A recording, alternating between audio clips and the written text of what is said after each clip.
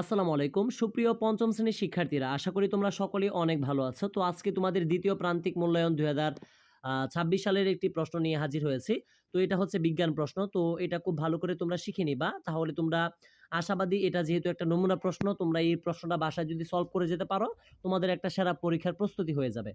তো দেখো, তোমাদের পরীক্ষাতে টোটাল সময় থাকবে হচ্ছে 2 ঘন্টা 30 মিনিট এবং পূর্ণমান থাকবে হচ্ছে 70 নাম্বার।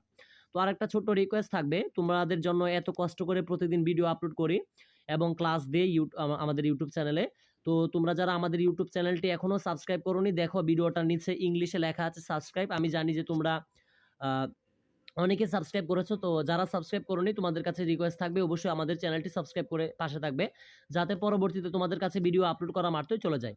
তো দেখো, তোমাদের পরীক্ষাতে ফার্স্ট তোমাদের সঠিক উত্তর থাকবে 10টি। তো 10টি আনসার করতে হবে, সেক্ষেত্রে 10 নাম্বার পাবা। যেমন এখানে 1 নাম্বারে আসছে, সুমি ক্লাসে জানতে পারলো যে 2টি হাইড্রোজেন ও 1টি অক্সিজেন মিলে একটি নতুন পদার্থ তৈরি হয়, যা আমরা পান করি।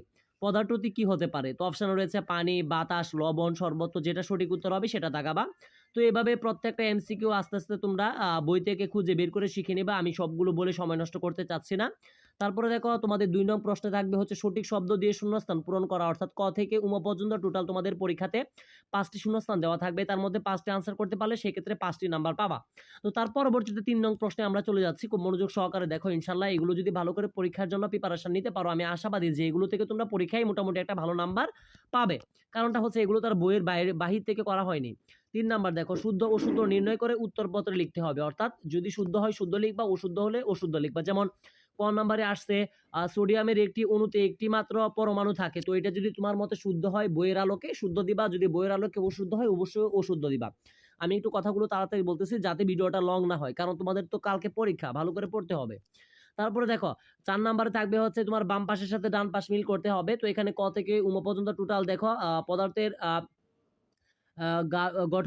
গাঠনিক একক থেকে শুরু করে এখানে সরল যন্ত্র পর্যন্ত দেওয়া আছে উমা পর্যন্ত। তো এটার সাথে ডান পাশ মিল করবা, সেক্ষেত্রে 5 নাম্বার পাবে। তারপরে দেখো 5 নং প্রশ্ন তোমাদের থাকবে হচ্ছে সংক্ষিপ্ত প্রশ্ন থাকবে। তো এখানে ক থেকে 6 পর্যন্ত টোটাল 60টি দেওয়া আছে, তার মধ্যে যদি 5টি আনসার করতে পারো সেক্ষেত্রে 3 5 15 নাম্বার পাবে। যেমন আছে অণু ও পরমাণুর মধ্যে পার্থক্য লিখে, এইভাবে সবগুলো তোমরা 6 পর্যন্ত শিখে নিবা। তারপরে দেখো 6 নাম্বার, নিচে যেগুলো 5টি প্রশ্নের উত্তর লিখতে হবে, অর্থাৎ তোমাদের এখানে বিশাল একটা নাম্বার পাচ্ছ। ক থেকে 6 পর্যন্ত টোটাল এখানে 60টি রয়েছে। তো 60টির মধ্যে যদি তোমরা 5টা আনসার করতে পারো, তো সেক্ষেত্রে বিশাল একটা নাম্বার 5 6 30 নাম্বার কিন্তু তোমরা পেয়ে যাবে, অর্থাৎ প্রত্যেকটার জন্য 6 নাম্বার করে পাবে।